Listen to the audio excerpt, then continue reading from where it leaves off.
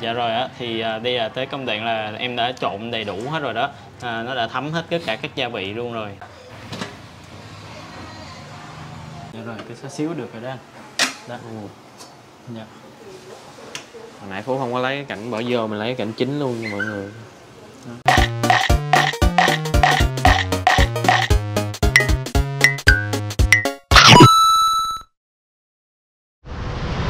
Xin chào mọi người. Hiện tại chúng ta đang ở đường 3 tháng 2. Trời bắt đầu kéo mây giông bão tới. Hôm nay chúng ta sẽ đi ăn món dừa khô và cũng dừa nước. Tới ngã tư Lê Đại Hành mình sẽ đi vô Lãnh Minh Thăng nha mọi người ơi.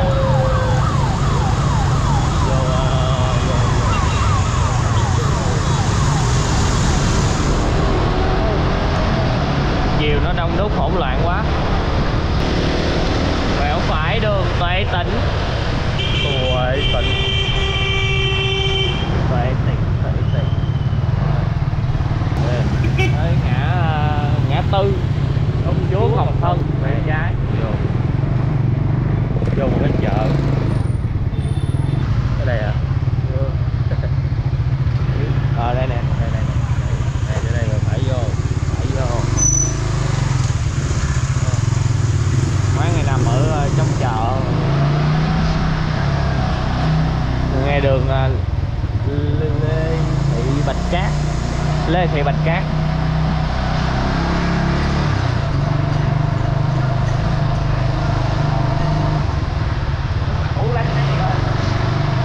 Tính ra đi đường kia dễ hơn. Thì đó, nói rồi kìa. Đây.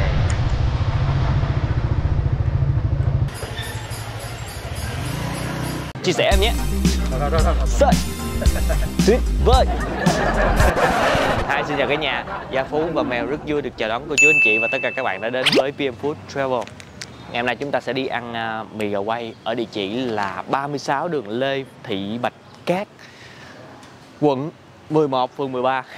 Nhưng mà phải chia sẻ thông tin này liền nha mọi người, tại vì cái này thông tin này quan trọng, tại vì quán đang có khuyến mãi á. Cái này là họ phát cho văn phòng, nhưng mà nãy Phú có hội quán và nói chung là trò chuyện thì mình lấy được cái lợi ích cho mình. Thì nếu mà mọi người mà xem xong cái clip này, mọi người đến nói là từ kênh của mình á, thì sẽ được giảm 10% với được một món nước bất kỳ nha. Rồi đây, tiệm tên là mì gà quay Mami, thơm ngon bùng vị, mời bạn ăn nha. Tôi đây không chờ ăn nữa, giờ tôi ăn liền. Bán từ 11 giờ trưa cho tới 2 giờ chiều. Còn buổi chiều là bán từ 5 giờ cho tới 10 giờ tối. Nhưng mà mọi người nãy đi á, mọi người đừng có đi cái đường Ngư Phú nha. Mình sai lầm, mình bỏ đi. Mọi người đi cái đường Tôn Thức Hiệp ở ngoài á, nó đường rộng hơn, quẹo vô nó dễ hơn. Rồi.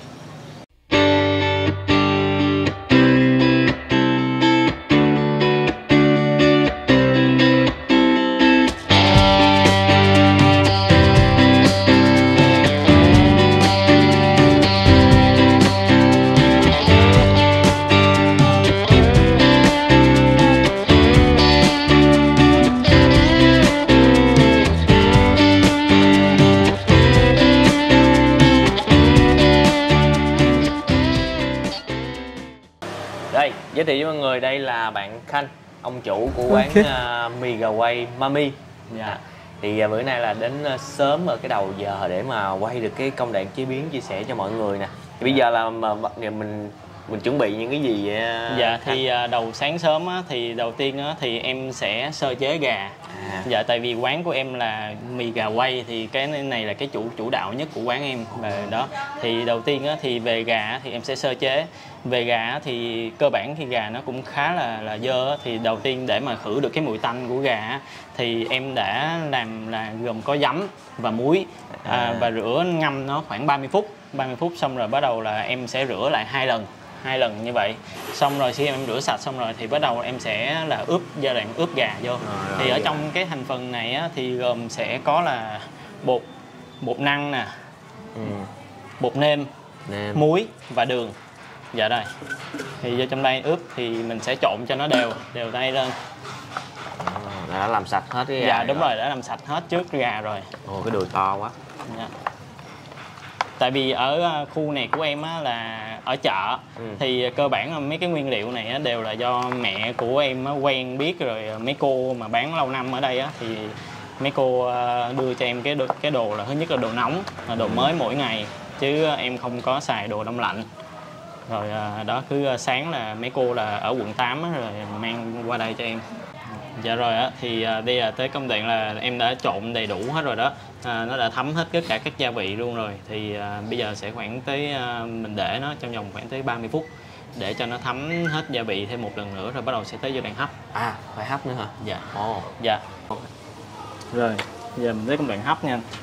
Thì nồi hấp này khoảng được 20 cái. Ủa nhưng mà sao anh thấy em để nước sôi luôn hả? Dạ, chứ không đúng phải rồi. là để từ đầu nước. Dạ, nước nó sôi đó, thì mình canh cái nhiệt độ sẽ đúng. Thì thường mà cái độ hấp của cái này thì sẽ 20 phút anh. Dạ. Cái tác dụng của cái hấp này nó cũng rất là hay. Tại lúc đầu em mới bán, em chưa có kinh nghiệm là em cứ tưởng là chiên lên là nó sẽ chín á, nhưng mà ở bên trong nó sẽ còn bị máu của cái nước á, nước gà. Thì bây giờ thì em mới biết là mình phải hấp qua thì chắc chắn là cái máu nó sẽ không còn nữa. Thì ra là vậy. Dạ. Dạ. Căng cái thịt. Dạ. Dạ rồi. Ok. Dạ rồi. Giờ tới 20 phút rồi đó anh, thì gà chín rồi. Ồ. Dạ. Giờ mình Coi như là chín hoàn toàn luôn đúng không? dạ, nó chín được khoảng cỡ 80% thôi anh. Dạ rồi, bắt đầu mình đổ xuống. Dạ. Giờ mình làm thêm đợt mới nữa là xong. Bây giờ này anh Phú nhìn đi, là cái này bây giờ đã chín khoảng 80% rồi đó. Thì có những cái đùi nó sẽ còn hơi cái vết máu này nè, thì em sẽ đợi cho nó ráo ráo nước. Rồi bắt đầu em sẽ lấy một cái khăn sạch để em lau hết những cái này đi. Còn cái nào mà không bị thì bắt đầu em sẽ chiên nó, tới giai đoạn là mình chiên. Dạ. Nó có ra những cái mỡ ha. Dạ đúng rồi, nó sẽ ra những cái mỡ này á, là từ cái đùi nên máu ở bên trong nó tiết ra. Dạ. Vậy là bây giờ mình tới công đoạn là mình sẽ chiên qua gà. Thì chiên gà này thì mình sẽ chiên 2 lần để cho nó có cái độ giòn nhất định, và nó sẽ chín bên trong hẳn 100% luôn. Chiên 2 lần. Dạ, mình chiên 2 lần thì nó sẽ giòn hơn á. Dạ. Về cái chảo dầu điện này thì mình chiên được khoảng cỡ 10 cái. Là em dạng như giờ chiên một khoảng rồi đến lúc bán là mình bắt đầu mình chiên. Dạ đúng rồi, gần tới bán thì em sẽ chiên thêm. Dạ lúc đó là vừa nóng cho khách mà vừa chín cái gà luôn, chín hẳn luôn và nó giòn nữa. Chiên lần 1 thì em chiên khoảng bao nhiêu? Chiên khoảng 80%. 80%. Dạ. Ủa cái này là cái gì vậy Thanh? Dạ thì trong này là sẽ gồm là xương ống. Thì trung bình mà bán của em là khoảng cỡ 5 kg xương ống và ức gà khoảng cỡ 6-7 cái mỗi ngày. Dạ rồi đó. Thì đây là cái để hầm cho cái nước dùng của em. Dạ làm nước dùng hả? Dạ đúng rồi. Nhưng mà anh thấy mình đã trần sơ qua hả? Dạ đúng rồi, em phải rửa cho nó sạch đó anh. Tại vì cái... Dạ anh qua đây coi anh. Ồ, có cái giống như... Cái đó gọi là gì ta? Dạ cái này là cái mà để ngăn cái xương của mình vớt lên nó sẽ dễ. Có nhiều quán khi mà xem cái này phải học cái này nè. Dạ. Xài cái này nó dễ hơn. Dạ đúng rồi. Thì với là cái ngăn này nó sẽ bảo vệ cho cái thanh nhiệt á, để nó không có làm hư cái thanh nhiệt của cái nồi điện này. Dạ rồi. Thì cái hầm này của em là em hầm sẽ khoảng 45 phút. Rồi bắt đầu em sẽ cho các nguyên liệu gia vị thuốc bắc vô. Dạ. Dạ rồi, thì ngoài cái xương xong á, thì bắt đầu em sẽ cho các gia vị của thuốc bắc vô. Thì cái đặc điểm của cái nước tìm á thì là sẽ là gồm có táo đỏ và không thể thiếu là cái nấm đông cô. Ngoài ra là thêm các gia vị mà thuốc bắc để cho nó thơm hơn á. Thì ở bên em á, thì em sẽ làm theo dạng là thuốc bắc nó vừa phải thôi, nó thanh ngọt thôi chứ nó không phải là đậm vị như là mì vịt tìm. Thì trong đây thì sẽ có là kỷ tử nè, rồi xuyên khung nè, hoàng kỳ nè. Rồi cái này là gì? Cái miếng này gì? Cái này là đinh quy. Dạ, đinh quy, hoàng kỳ, xuyên khung. Ngoài ra thì có nguyên liệu thơm nữa là gồm có quế nè, cam thảo, hạt ngò, thảo quả. Dạ, còn cái này là đinh hương. Dạ rồi. Đây là vỏ cam hả? Dạ đúng rồi. Vỏ cam thì nó sẽ người Hoa thì họ sẽ gọi nó là cam thảo. Dạ. Dạ rồi, em sẽ cho vô các túi. Cho vô một cái túi lọc này. Cái mục đích để làm như vậy á, thì một lát là tại vì em sẽ hầm cho nó khoảng cỡ 3 đến 4 tiếng cho nó ra hết các chất của thuốc bắc thôi. Rồi em sẽ vớt lên chứ em không có cho nó hầm lâu vô hầm lâu, nó sẽ bị đắng. Dạ đúng rồi, nó sẽ bị đắng.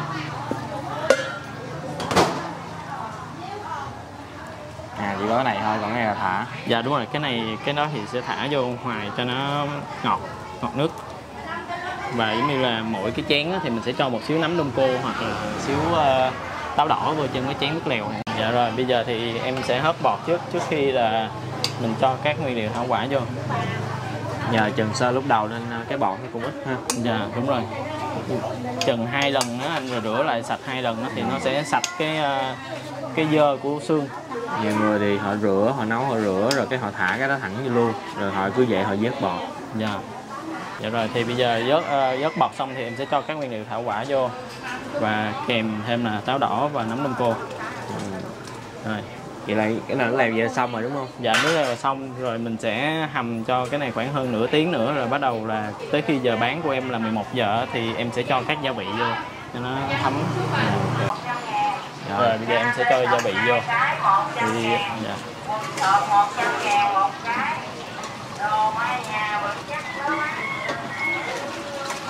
Nước màu nâu nhạt rồi. Dạ, để mà có cái vị đậm đà của nước tìm á thì nó không thể thiếu thêm một cái nguyên liệu nữa là nước tương và hắc xì dầu.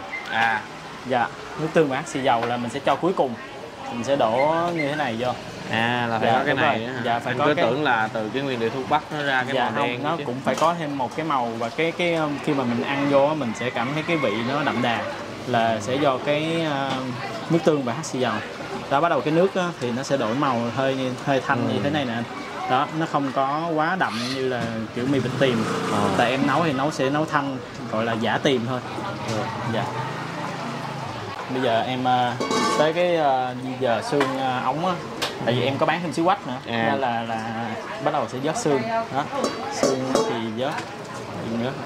Nhưng mà gà thì sao? Gà thì không, em cái xương gà thì em vẫn cứ để đó, em chỉ lấy xương ống lên thôi. Để bán hết ngày luôn. Dạ đúng rồi, cái xương gà thì nó cũng làm cho cái nước dùng của em nó ngọt á, là em để cho nó rụt luôn. Em chỉ lấy xương ống lên theo đúng tới cái giờ thôi, là để em có bán thêm xíu quách. Xíu quách này thịt không nha mọi người.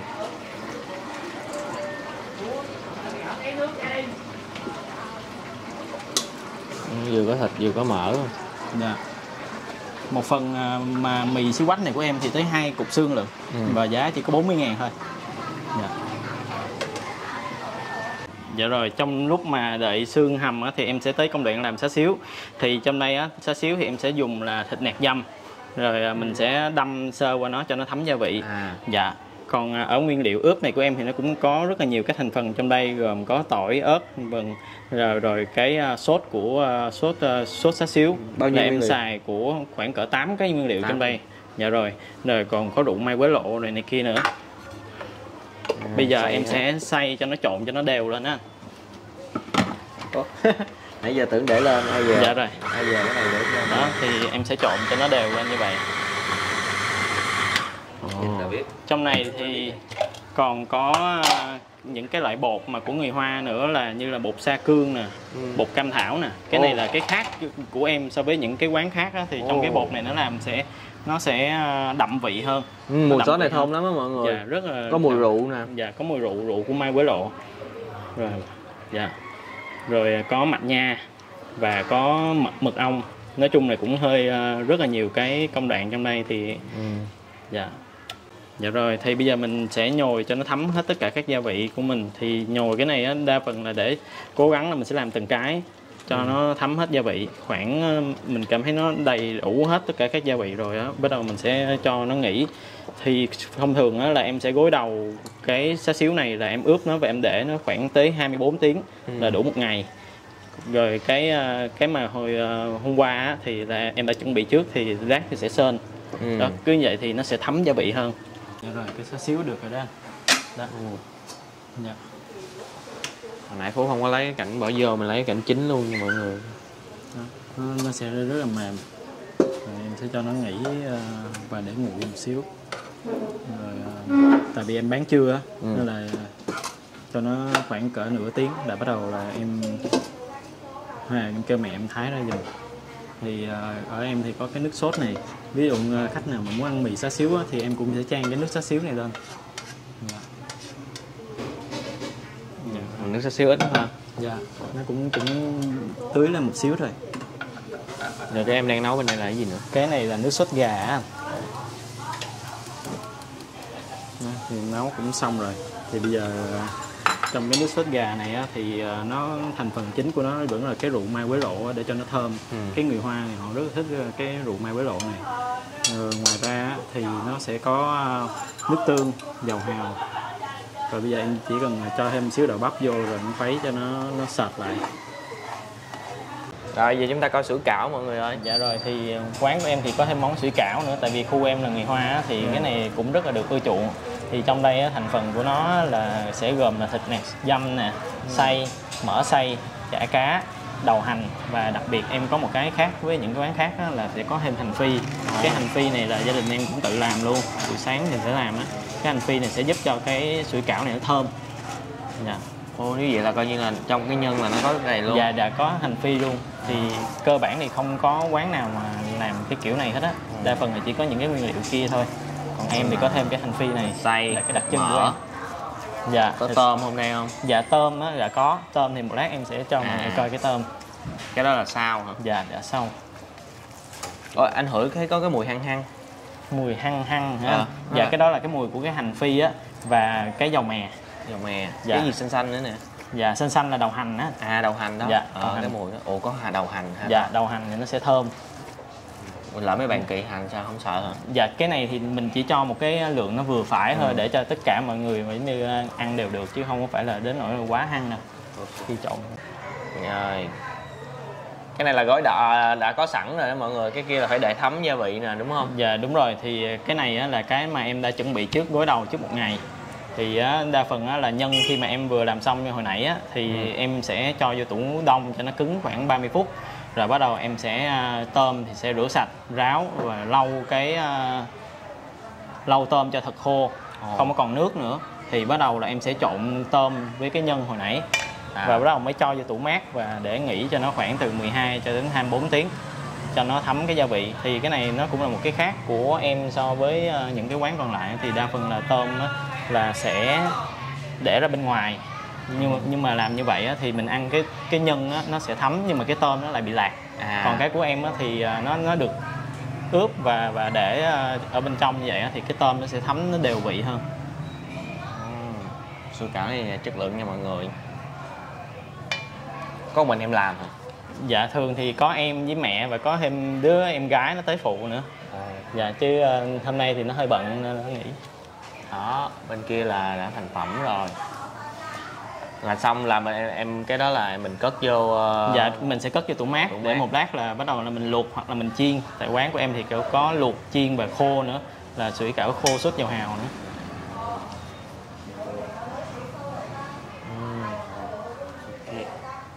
Bánh cái của em xếp bự ha. Dạ. Ok, sau quá trình chế biến thì bây giờ đã tới giờ buôn bán, tới giờ ăn rồi mọi người ơi. Thì bạn Khanh đang gọi là sao ta? Tới giờ là sủi cảo nó chín rồi đó anh. Là em luộc đúng không? Dạ đúng rồi, em luộc. Thì cái sủi cảo này thì nó nổi lên đó, thì nó đã chín rồi. Tuy nhiên là mình cũng phải canh nha, hai cái mép anh. Cái mép của cái sủi cảo nó sẽ bị hơi cứng. Dạ. Có một cái bị tuột nè. Dạ. Cái nào bị tuột thì em không có bán cho khách. Em sẽ bỏ vô.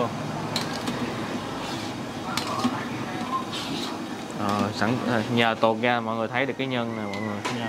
Lát hồi ăn không có thấy được cái nhân chín đâu. Dạ rồi. Đó, tôm thịt. Dạ rồi. Rồi em phải rưới cho nó một miếng dầu. Tóc mỡ. Dạ, dầu của tóc mỡ để cho nó không có dính anh. Và cũng tạo cái độ bóng cho cái sủi cảo luôn.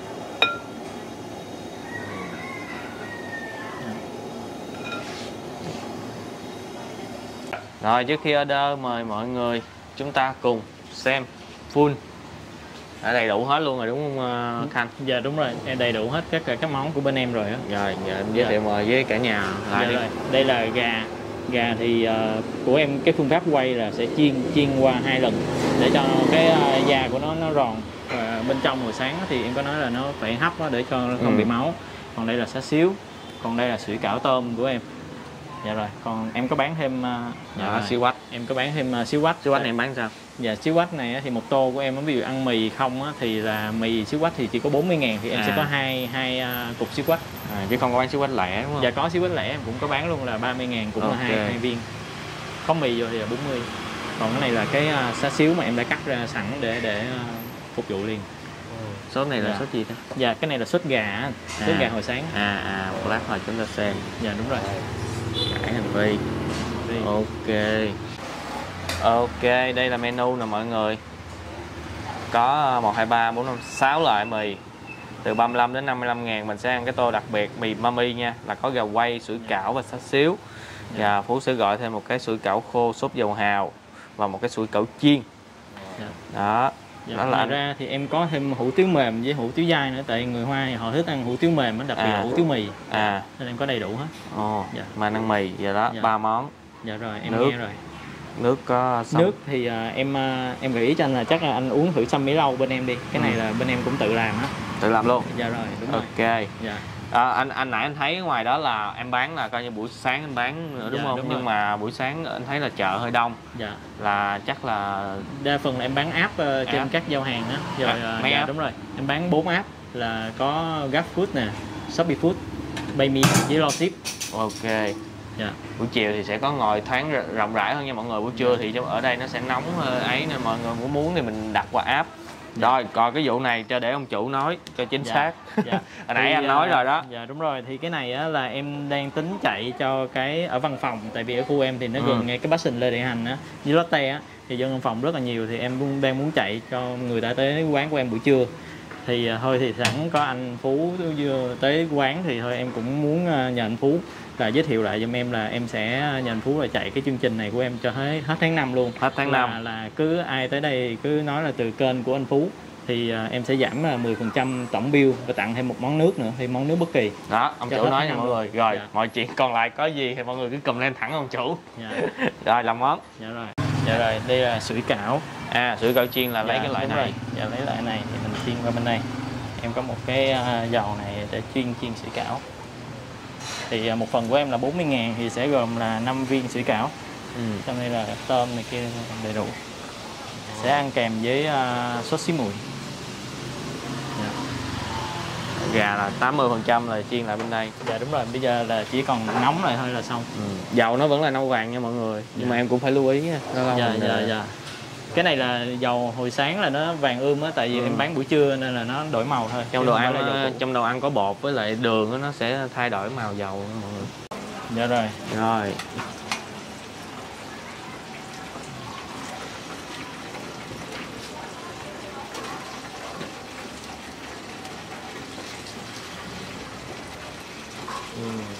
Sủi cảo chiên. Dạ, em sẽ để vào đây cho nó ráo dầu một xíu, chứ không có bị hắt dầu.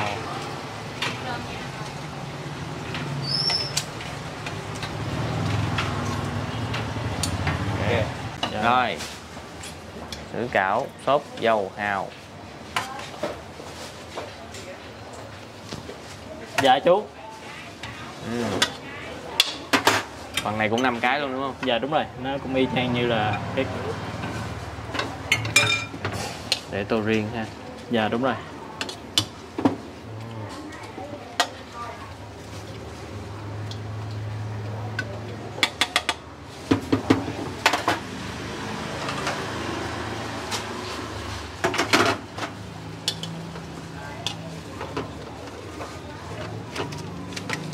Cái này có hành sống nha mọi người. Nhớ dặn quán nếu mà mọi người không ăn được. Em sẽ miếng cải cho dễ ăn. Có rưới lên thêm gì không? Dạ có. Đúng rồi. Thì nó mới thêm phần hấp dẫn. Một món mì. Dạ rồi, tới mì đặc biệt. Anh ăn khô nha. Dạ rồi, em nghe. Ăn khô đi mọi người, ăn khô ăn được 2 loại. Nhiều người chia sẻ kinh nghiệm đúng không?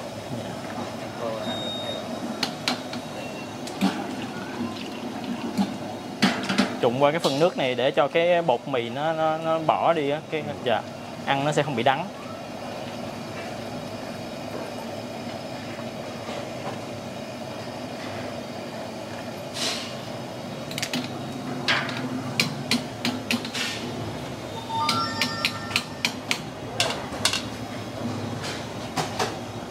Rồi, Tóp mỡ.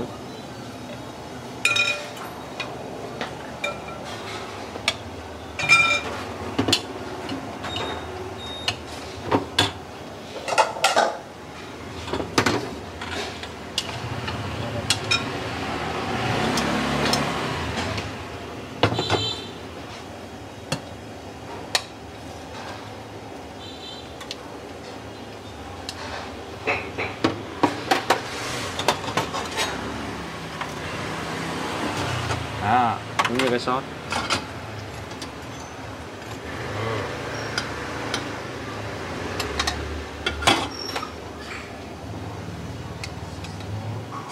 Nói chung tuyệt chiêu của mình đây là mì gà quay đúng không em? Dạ đúng rồi. Chủ yếu là khách thì thích ăn nhất tô đặc biệt này, tại nên nó đầy đủ. Dạ vậy. Thì trong này sẽ có sủi cảo chiên thì sẽ cho vô trong chén này, chén nước lèo. Sủi cảo em không có để trong đây hả? Dạ đúng rồi, để trong đó nó sẽ bị khô, còn nếu mà mình ăn là sẽ có nước á. Dạ, để thôi.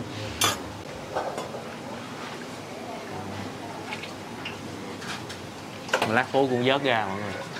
Để lên cái tô khô chụp cho nó đẹp. Ok, giây phút chờ đợi của chúng ta đã tới. Bây giờ mình xin giới thiệu lại. Đây là hai cái món sủi cảo chiên và sủi cảo dầu hào, 40.000 một phần. Phần sẽ 40.000 một phần 5 cái. Dầu hào. Có thêm xoài, có đu đủ. Đu đủ không nội. Đây là tô 55.000. Hai cái sủi cảo này trong cái chén súp Phú vớt ra để cho cái tô nha. 55.000.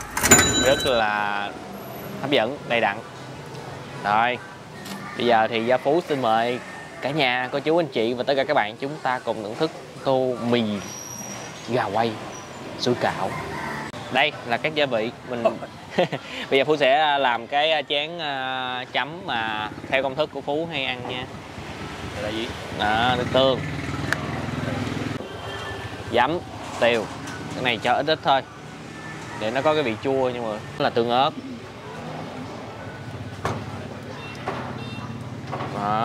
Đen cho nó có vị ngọt thêm. Là sa tế nhà làm, bỏ vô muỗng gì luôn, hấp dẫn liền. Mình ăn loại chiên chứ mọi người. Thì cái này để mình nói bàn canh. Nói chung là món chiên thì sẽ nó bao dụng hay có dầu, có mỡ rồi. Thì cái loại này nó hơi dầu. Chấm tương xí muội. Nè, tôm nè. Đó, tôm nè, mới cắn trúng lớp bột. Hên chi trúng tôm, thấy được con tôm. Tương xí muội để ăn há cảo chiên là số 1.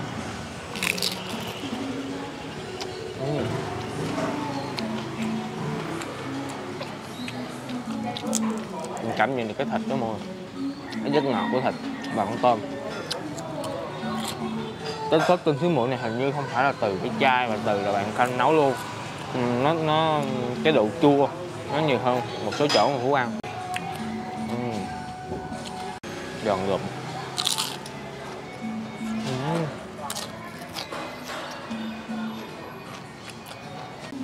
Thật ra cái này là lát có trong tô mì rồi, cũng giống rồi mình ăn luôn.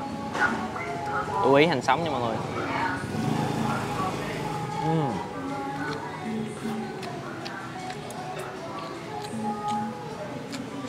Sủi cảo đây ăn chất lượng, cắn vô nó là cảm nhận thịt đầy đặn.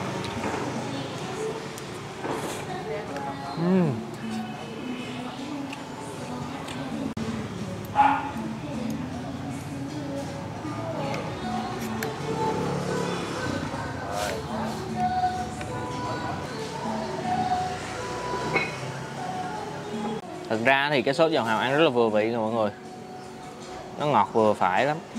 Nhưng mà mình thử chấm vô thêm cho nó có đậm đà hơn. Bình thường không có chấm nha mọi người.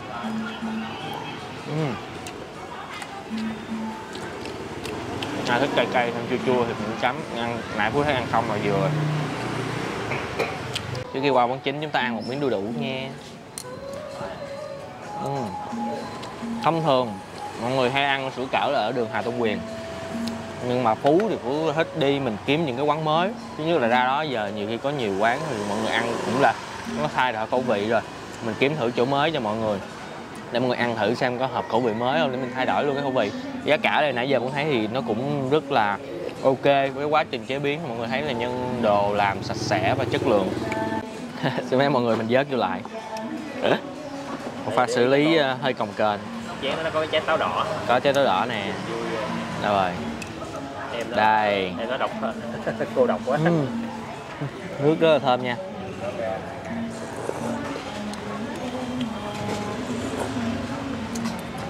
Ngọt thanh. Và cái vị, những cái vị mà cái vị thuốc á mọi người bỏ vô nên nếm nó rất là rõ vị.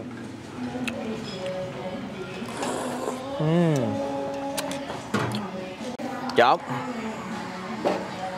Thực ra nay người ta trộn rồi.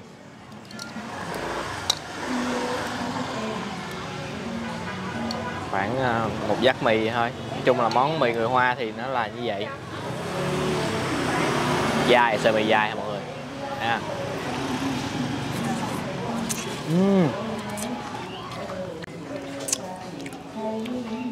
Sợi mì dai dai. Và khi chúng ta ăn á, cái mùi trứng của cái sợi mì trứng nó thơm.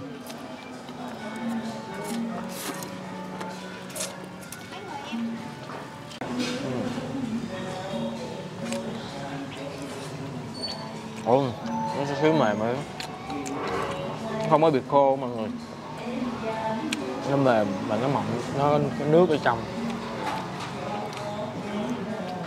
Nó xíu ngon. Chút xíu là không cần chấm nha mọi người.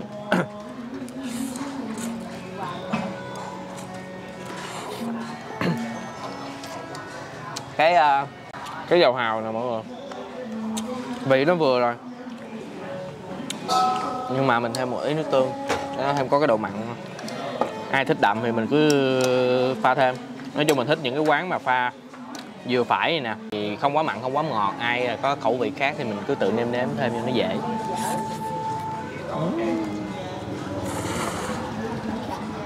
Đây, cái chén đó để chúng ta ăn cái sủi cảo này nè mọi người. Trái và trái.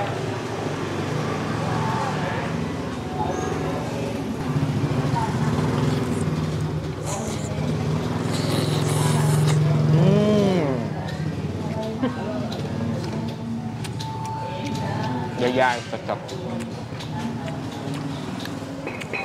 Trước kia tới đằng chùm cuối thì Phú cũng chia sẻ một cái lý do mà có nhiều nãy là cũng có một hồi kỳ mình quay cái phần chế biến á, cũng có nhiều bạn comment là không thích xem những cái phần đó. Thì mình quay đầy đủ, cho nên nếu mà mọi người mà xem á, mình quan tâm cái gì á thì mọi người cứ xem cái đó cũng được, không có sao. Mình có thể bấm lướt qua đoạn đó. Nhiều bạn nói là không cần quay, không thích quay, không sao, tại vì mọi người cũng thông cảm với mình là mình phục vụ cho nhiều người. Và cái lý do vì sao mình quay như vậy là để mình muốn cho mọi người cảm nhận cái người chủ ở đó làm như thế nào và họ cái cách chia sẻ của họ như thế nào. Tại vì từ đó khi mà mọi người xem, mọi người sẽ cảm nhận được cái gọi là cái tâm huyết của cái người đó, cái tâm huyết của người đầu bếp như thế nào, để nhiều khi nó có tiếp cận được mình không, và mình cảm thấy có phù hợp không, hợp duyên thì mình tới mình ăn thử đó. Rồi ăn cái đùi, cái đùi nhìn ướt át ha mọi người ha.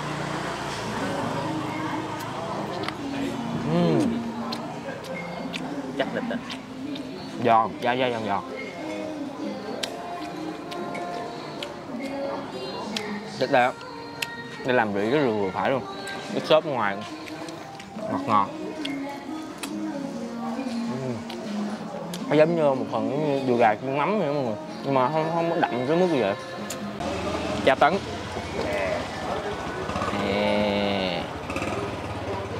Như mình vặn cái nút lại rồi. Không sao. Đấy chà. Đó.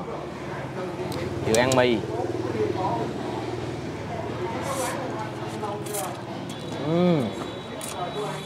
Một miếng xá xíu.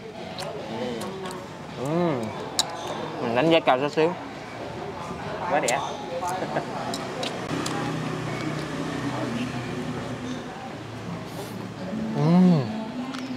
Chắc bán thịt đúng không? Nó đã. Thịt gà cũng bị khô, mềm.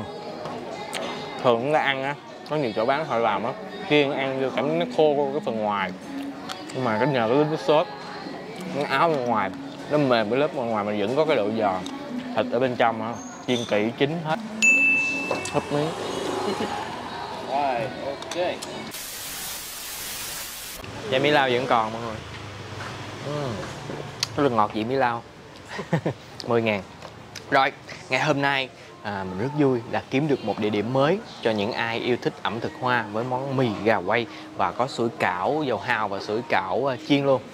Nãy giờ mọi người đã xem toàn bộ quá trình rồi. Nguyên liệu được làm kỹ lưỡng, chất lượng, giá cả mọi người cũng thấy đây bán tại gia cho nên cái giá rất là hợp lý.